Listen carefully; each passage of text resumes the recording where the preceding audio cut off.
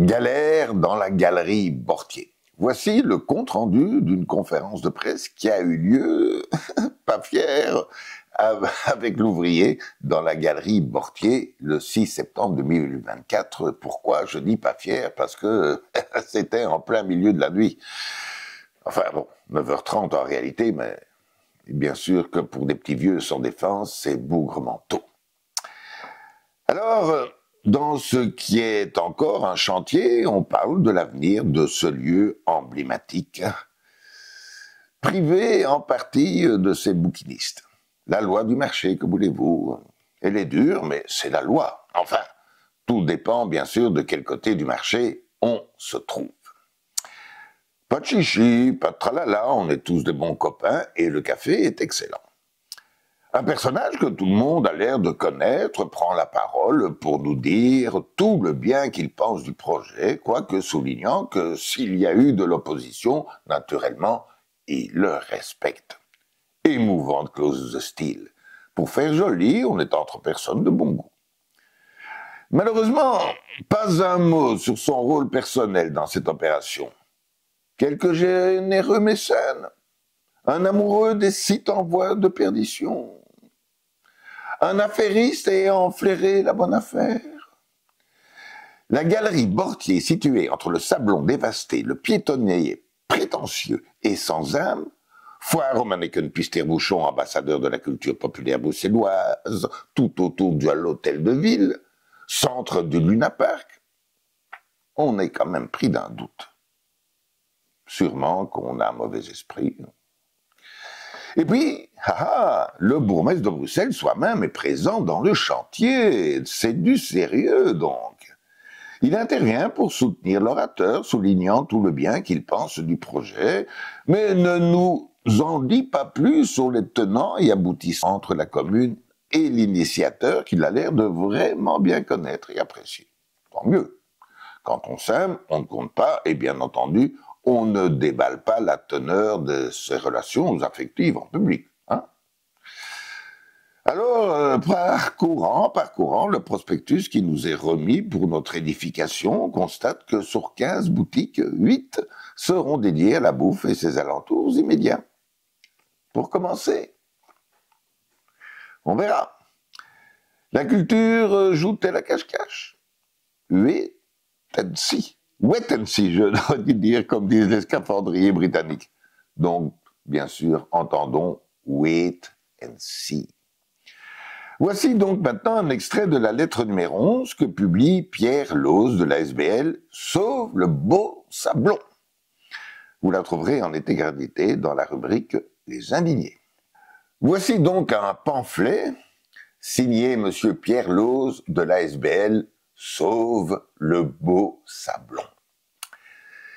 L'initiateur du temple de la bière et du mirage du projet Néo veut parfaire son œuvre et laisser ainsi une empreinte dans la ville à la mesure de son inculture et de son incompétence. Il a décidé de confier à ses hauts fonctionnaires, sur base de son storytelling, le soin de mettre en place une rentabilisation maximum des espaces par l'élimination progressive des libraires qui, vaille que vaille, ont jusqu'ici tenu le flambeau. Il a d'abord songé à ce sympathique entrepreneur en librairie qui s'est révélé être un épouvantable harceleur de son personnel et est entré dans de sérieuses difficultés. Sans surprise, vu sa parfaite méconnaissance du monde du livre, il s'est tourné alors vers un autre opérateur et sur un thème plus porteur en relation avec ses penchants personnels. Les artisans de la bouche. Un concept food en Uber plateforme, bref, la Boostify, mais avec une pincée littéraire. En somme, la nourriture n'est-elle pas un pan de la culture? Rabâche un haut fonctionnaire de la ville. Le plaisir de la formule, comme la bière.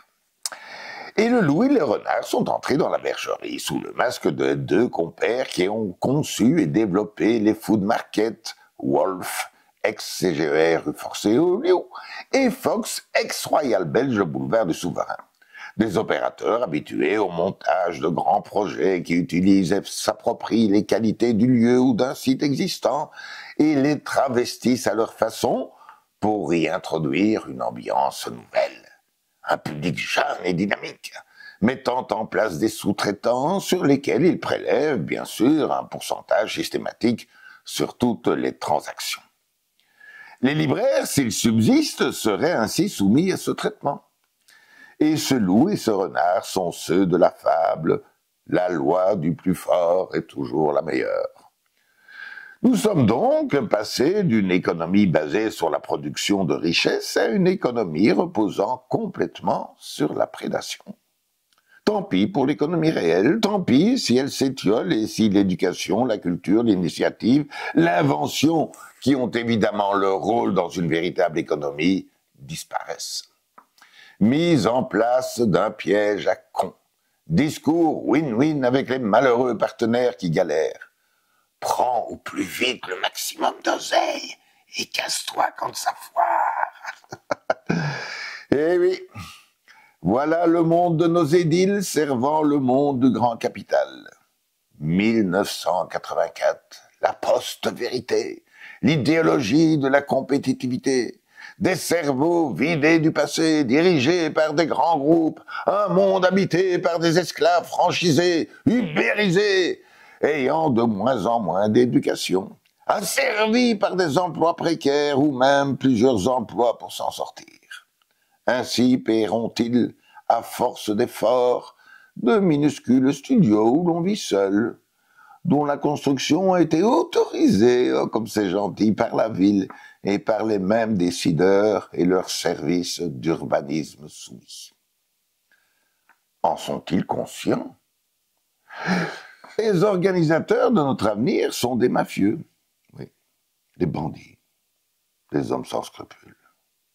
Ils détournent les lois. Ils nous volent nos villes et nos vies. Ils capturent le foncier. Ils fabriquent des cités où eux-mêmes ne veulent pas vivre. Et se retranchent dans les beaux quartiers qu'ils quitteront, bien sûr, fortune faite pour des lointains paradis ou des resorts, des clos privés, où ils se retrouveront entre eux. Ils obèrent notre avenir. Alors, débarrassons-nous de ces niveaux seigneurs qui ruinent les finances publiques et qui, aux frais de la ville, font même aménager avec soin un square au pied de leur immeuble pour agrémenter la vue depuis leur appartement situé au bout de l'avenue Louise. Ils ont bon goût. 13 000 personnes ont signé pour le maintien des commerces du livre dans la galerie Mortier. Leur pétition n'a même pas reçu un accusé de réception. Voilà, donc c'était la lettre numéro 11, signée Pierre Lose de la SBL « Sauve le beau sablon ».